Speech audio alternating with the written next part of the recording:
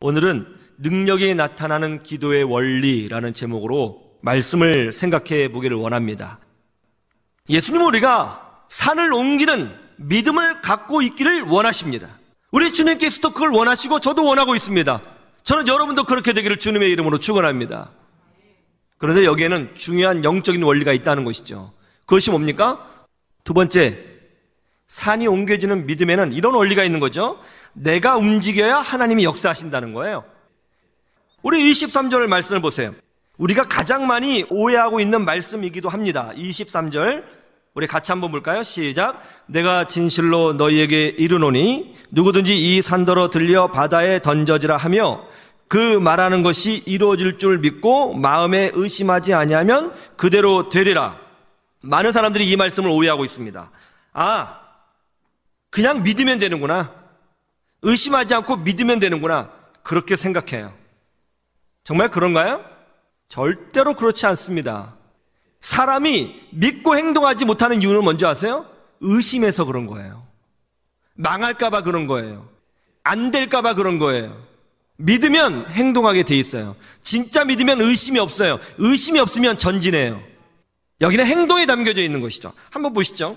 좀 찾아보죠. 구약성경 사사기 1장 1절에서 2절 같이 보죠. 시작. 여호수아가 죽은 후에 이스라엘 자손이 여호와께 여쭈어 이르되 우리 가운데 누가 먼저 올라가서 가나안 족속과 싸우리이까?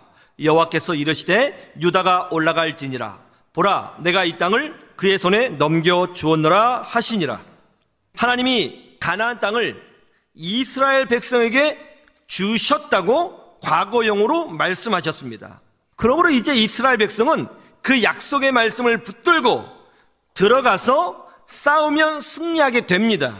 그리고 정말 이스라엘의 12지파 중에 유다 지파가 그 말씀을 붙들고 약한 병력을 가지고도 싸워서 대승을 거두게 되었습니다. 산이 옮겨지는 기적과 같은 능력을 체험하게 된 것이죠.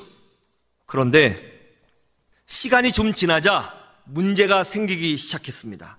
27절, 28절 한번 보시죠. 이런 문제가 생겨요. 이스라엘 백성들이 가나안 땅에서 하나님 나라를 세우기 위해서는 하나님께서 명령하신 대로 가나안 족속을 다 쫓아내야 합니다. 그런데 가나안 족속이 전쟁을 하면서 아주 격렬하게 저항을 하니까 잘 쫓아내지 못했어요. 여기까지는 이해가 되죠. 그런데 이스라엘 민족이 강성해졌습니다. 능히 쫓아낼 수 있습니다. 그런데 힘이 강성해져서 쫓아낼 수 있는데 쫓아내지 않고 그 가나안 족속을 노예로 삼아 자기 옆에 두고 살았다는 거예요. 에브라임 지파도 쫓아내지 않습니다. 제가 한번 봉독해드리죠. 에브라임이 게셀에 거주하는 가나안 족속을 쫓아내지 못하며 가나안 족속이 게셀에서 그들 중에 거주하였더라. 에브라임도 쫓아내지 않습니다. 다 쫓아내라고 하셨거든요. 쫓아내지 않아요. 스불론 지파도 똑같죠. 스불론은 기드론 주민과 나알롤 주민을 쫓아내지 못하였으므로 가나안 족속이 그들 중에 거주하면서 노역을 하였더라. 노역을 시킬 정도면 충분히 쫓아낼 수 있다는 뜻 아닌가요? 그런데 이스라엘 백성은 못 쫓아내겠어 이렇게 합리화하면서 가나안 족속을 쫓아내지 않았다고요.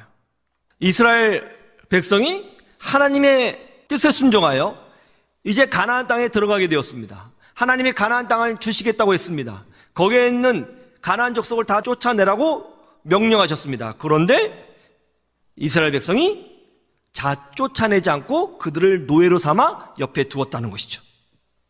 어떤 일이 벌어졌을까요? 하나님께서 이런 메시지를 주셨습니다. 2장 1절을 보시죠.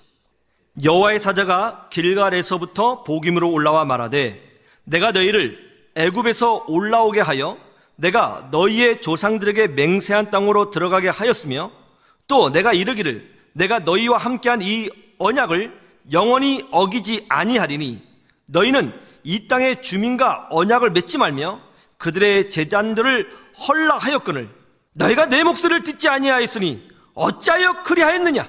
그러므로 내가 또 말하기를 내가 그들을 너희 앞에서 쫓아내지 아니하리니 그들이 너희 옆구리에 가시가 될 것이며 그들의 신들이 너희에게 올무가 되리라 하였노라. 이렇게 말씀하신 거죠. 내가 이미 가나안 땅을 너희에게 주겠다고 약속했다. 그리고 너희들은 그들과 언약을 맺지 말고 그들의 종교를 받아들이지 말라고 내가 명령했다. 다 쫓아내라고 명령했다. 그러나 너희들은 내 목소리를 듣지 않고 그들을 쫓아내지 않고 노예로 옆에 끼고 있다. 너희들이 그들을 쫓아내지 않으니 나도 그들을 쫓아내지 않겠다. 너희들이 일하지 않으니까 나도 일하지 않겠다. 너희들이 도전하지 않으니까 나도 기적을 보여주지 않겠다. 나도 아무것도 하지 않겠다. 정말 그렇게 말씀하고 있는 걸까요? 보시죠. 사사기 2장 21절에 이렇게 우리 주님께서 결론을 맺고 계십니다. 나도 여호수아가 죽을 때에 남겨둔 이방 민족들을 다시는 그들 앞에서 하나도 쫓아내지 아니하리니. 중요한 단어가 뭐예요? 나도예요. 나도. 너희들이 하지 않으니까 나도 안 한다. 너희들이 도전하지 않으니까 나도 산을 옮기는 기적을 보여주지 않겠다. 너희들이 헌신하지 않으니까 나도 너희와 동행하지 않겠다. 오늘 봤던 본문이 어디죠? 마가복음 11장 23절부터 25절이죠. 다시 그 본문을, 요 배경을 마음에 두시고 다시 본문을 보시죠. 내가 진실로 너희에게 이르노니 누구든지 이 산더러 들려 바다에 던져지나 하며 그 말하는 것이 이루어질 줄 믿고 마음에 의심하지 아니하면 그대로 되리라. 예, 왜 의심하죠? 의심하면 움직이지 못하죠. 의심하지 않는다는 것은 행동을 전제하는 겁니다. 마음에만 믿고 가만히 있는 것이 아닙니다. 내가 도전해야 산이 옮겨지는 기적이 일어나는 것이고, 내가 전진해야 막힌 것이 열어지는 기적을 체험하는 거죠. 너희들이 하지 않으면 나도 안 한다. 하나님의 메시지죠. 미국 흑인 영화배우 중에 윌 스미스라고 있는데 혹시 아세요? 윌 스미스. 제가 좋아하는 배우인데요. 아주 신앙이 좋습니다. 이 윌 스미스가 토크쇼에 나와서 이런 이야기를 하더라고요. 한 번은 두바이에 가서 스카이 다이빙을 하게 됐다는 겁니다. 스카이 다이빙을 이제 하게 되었는데, 그 스카이 다이빙이 너무너무 무서웠대요. 비행기를 타고 두바이 상공에 올라가서 뛰어내리는 거잖아요. 고소공포증이 있어서 그 전날부터 잠이 오지 않았답니다. 너무 무서웠대요. 떨어지다가 실수로 죽으면 어떡하지? 낙하산이 안 펴지면 어떡하지? 별의별 생각이 다 들었대요. 그날 아침에 스카이 다이빙장에 가는데요, 몸이 천근만근. 이제 비행기를 타고 두바이 상공에 올라갔습니다. 심장이 뛰는데요, 막 찢어질 것 같더래요. 너무 무섭더라는 것입니다. 그때 누군가 얘기해 주더래요. 1년에 한두 번씩은 꼭 사고 난다고. 너무너무 무섭대요. 이제 자기를 붙잡아주는 전문가가 자기 뒤에서 자기를 안고 있고, 이제 그 사람과 함께 이제 뛰어내리는데, 그렇게 얘기하더라는 거예요. 막 가슴이 뛰고 막 정신이 어지럽고 비행기로 땅 아래를 보는데 못 뛸 것 같더랍니다. 근데 그런데요, 하나 둘 셋 하면 이제 뛰어내리세요. 저희가 밀어드리겠습니다. 그러더래요. 그래서 하나 둘 셋 하는데 절대로 믿으면 안 된대요. 하나 둘에 밀어버린답니다. 왜냐하면 셋 하면 붙잡고 있을 테니까. 하나 둘 할 때 확 밀어버리대요. 확 떨어지는데요, 죽을 수도 있겠다 하는 공포감이 오면서 심장이 쫙 쪼그라들더랍니다. 너무너무 무서웠대요. 그런데 그런 공포감은 딱 3초. 3초가 딱 지나니까 세상이 너무나 아름답게 보이더라는 거예요. 무서움과 두려움은 하나도 없고요, 너무너무 세상이 아름답고요, 너무너무 즐겁고요, 너무너무 행복하더라는 거예요. 그러면서 윌 스미스가 그러더라고요. 하나님은 항상 기쁨과 행복을 두려움이라고 하는 벽 뒤에 두셨구나. 이 두려움의 벽을 뚫고 지나가면 그 다음에 하나님의 마련해 놓으신 기쁨과 환희와 즐거움이 있는 것이구나. 그렇게 이야기하더라고요.